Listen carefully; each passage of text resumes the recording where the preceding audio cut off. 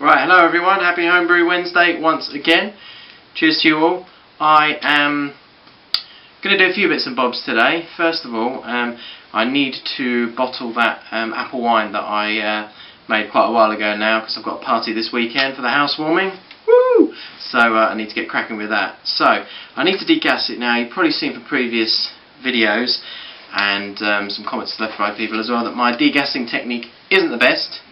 I've been looking around. I've got a few ideas basically to try and improve it. Now, what I really want to do is to get some kind of swizzle stick attached to a power drill and just smash that through and get that wine degassed really quickly. Now, the problem with that is I looked at them, they're really expensive. They're about £20, which is about $30 give or take. So, you know, not really the sort of money I want to spend right now, considering I'm doing this one on the cheap. It kind of defeats the object. So, had a look around on YouTube, and there was a guy, I can't remember his username off the top of my head, I will post it down there.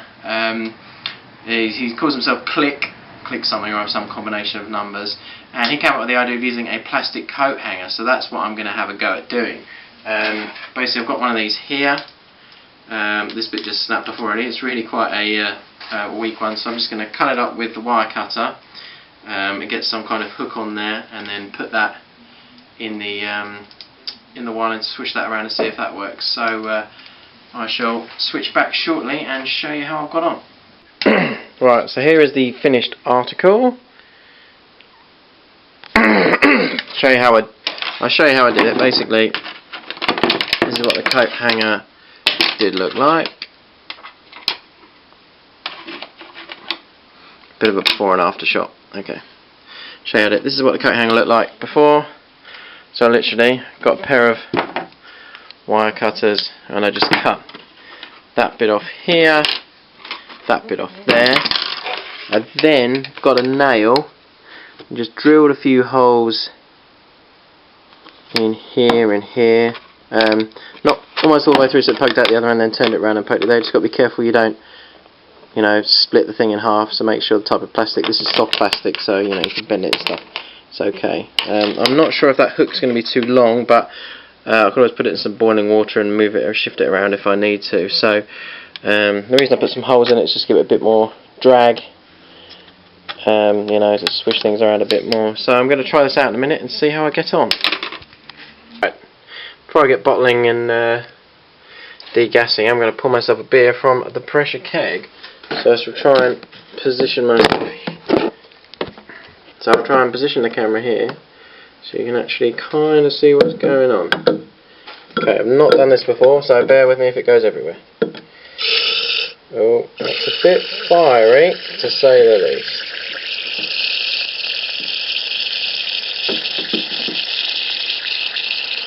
Might just be because it's the first amount, or maybe I didn't open the valve enough. Try it once more. Okay. Well, this is my Pilsner. It's quite cloudy at the moment, but kind of seems to set when you leave it for a minute. It's still very young. It's only probably about 2 weeks in the barrel now. So let's show you what she looks like. Now, as you can see, it's almost starting to clear already from the bottom to the top up. Kind of like real ales doing casks, so I don't know. See what happens. So I won't show you the taste test because I'll save that for the review. Right, well the stirring stick was a bit of a disaster, to be honest. Because this material was so flimsy, I put it in the power drill and literally just spun around completely on its axis like that. Like kind of that rotation, which was a bit useless, and sent wine everywhere. So what I've done is I've just used it manually by hand just to skim round. You can see that is lovely and degassed now. There's a massive head on that. So we've been doing that for quite a few minutes now, so that should be all out, which is pretty awesome. Just give it another quick stir. It's good because it's so lightweight and thin, and it really does cut through the wine, which is good. Alright, so here we have it then. The final result is this is a bottle and a half's worth. 4.5 bottles of apple wine.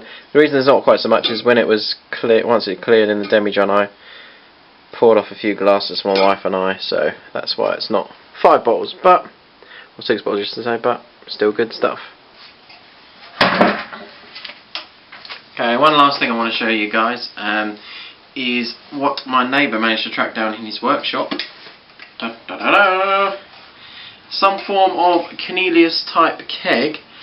You got the 2 inputs there, CO2 in the out there. You got the release valve, and this looks like an extra valve, but that's been blocked off. So I've sanitised that. And hopefully going to hook that up for the housewarming this weekend.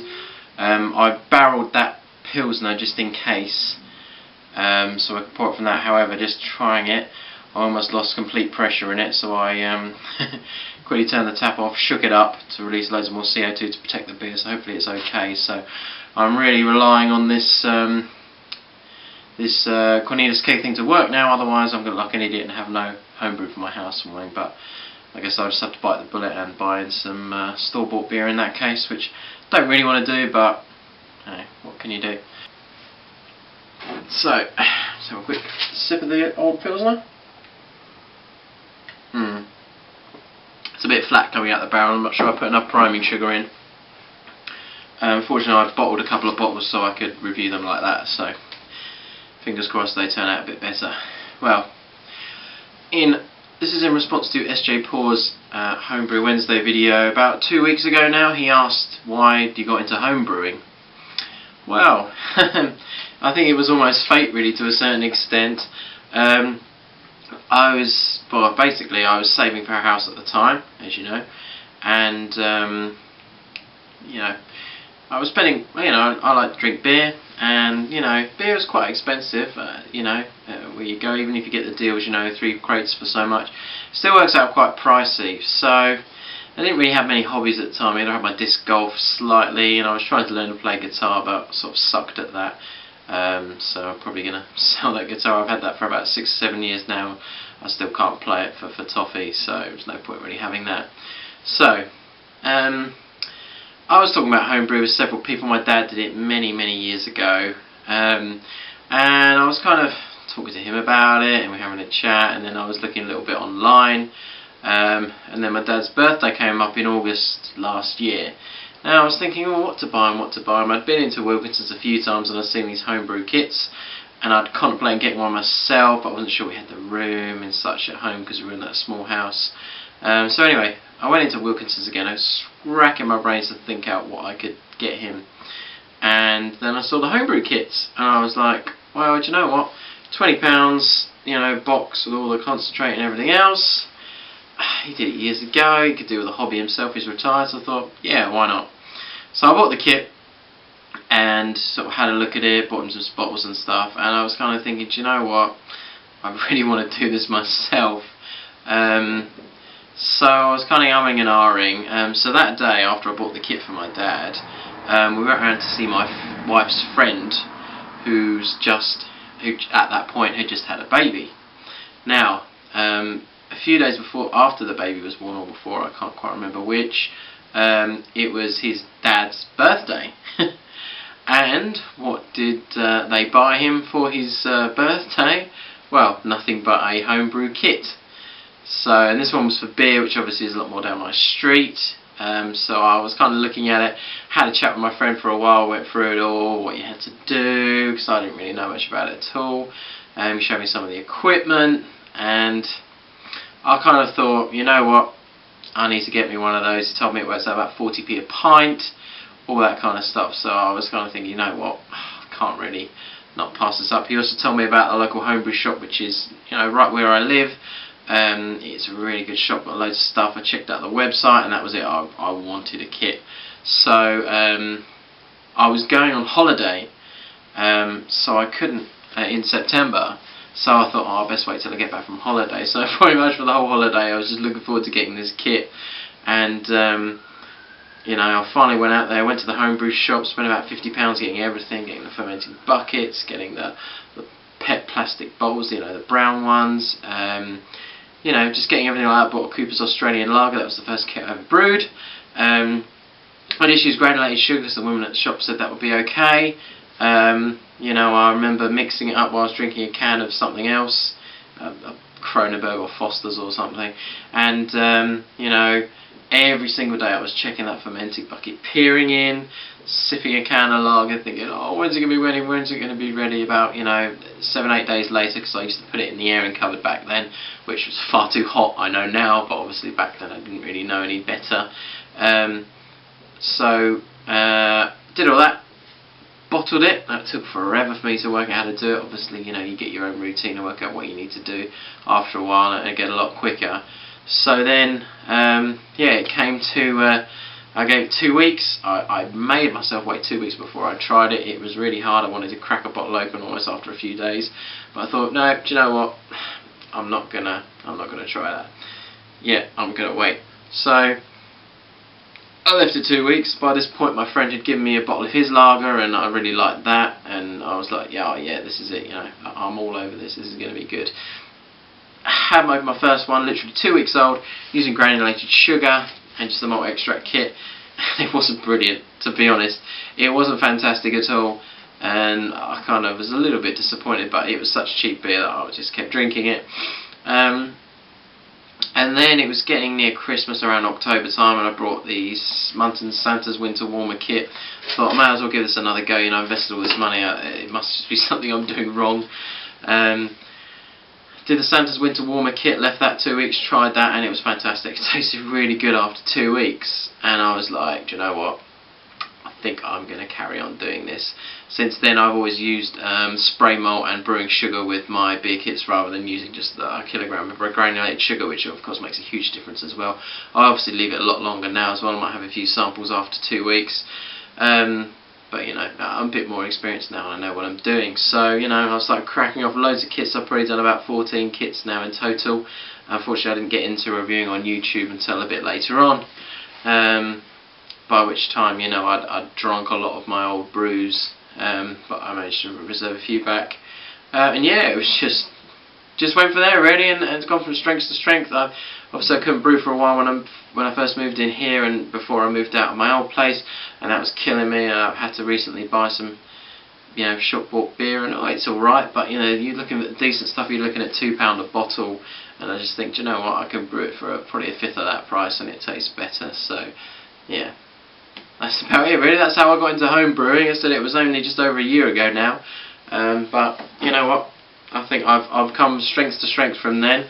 I still want to get into all grain brewing. I've not forgotten about that. I need to get myself a boil kettle and a mash tun. Obviously I might have a go at building one. I'm not a massively handy person, but you know what, it's worth a shot.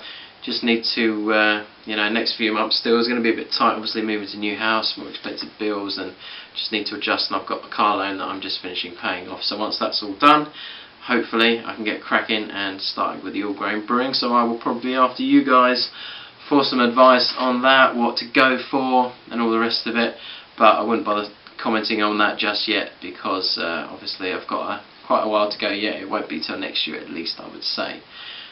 Also, just want to say a big shout out to all my new subscribers. Cheers, thank you very much. I am now over 80 subscribers and almost about 4,700 and something views, which I'm really ecstatic with. I didn't really think I would end up getting that many followers, so yeah, I'm really pleased with that. So thank you to each and every one of you for watching my videos, commenting, giving suggestions and everything else.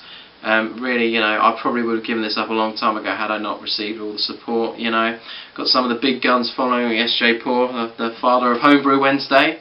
Cheers, SJ. Thanks very much for your support. I did feel a bit nervous at first doing the Homebrew Wednesdays, obviously being quite a newcomer into the Homebrew Wednesday scene. I didn't want it to be seen as,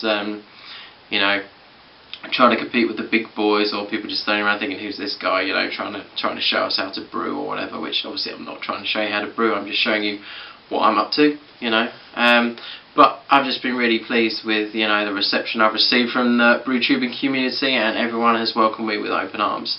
I've been doing this for, 6 months now probably, and it seems like I'm doing it forever, so thank you very much to everyone for your support.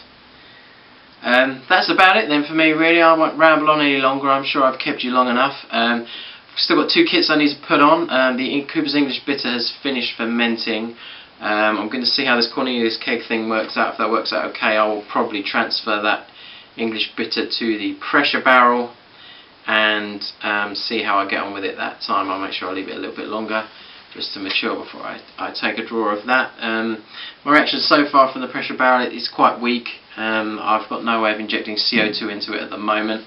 I had a chat with a guy at my homebrew store and he said I could possibly change around the lid, but might be a bit of a palaver, but you know, I might bring it in at one point when it's empty and have a look and see what he can come up with. So anyway, until then, thanks for watching, cheers everyone, and see you soon. Goodbye.